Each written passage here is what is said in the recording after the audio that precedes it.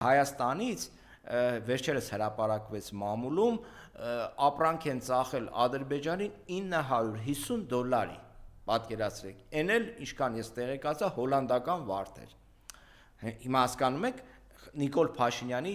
առաջարկած այդ խաղաղության մոդելը։ Այդ խաղաղության մոդելը հենց այդ հարաբերակցությունն է։ Այն հարաբերակցությունն է, երբ Ալիևը պահանջներ է դնում, Ալիևը ուզում է, Նիկոլ Փաշինյանը բավարարում է այդ պահանջները, եւ դրա հաշվին ապահովում է ժամանակավոր հրադադար, որովհետեւ գալու է այն պահը, երբ այլևս Հայաստանը, հայ ժողովուրդը զիջելու ոչինչ չի ունենալու, բացի, ասենք, Հայաստանի տարածքը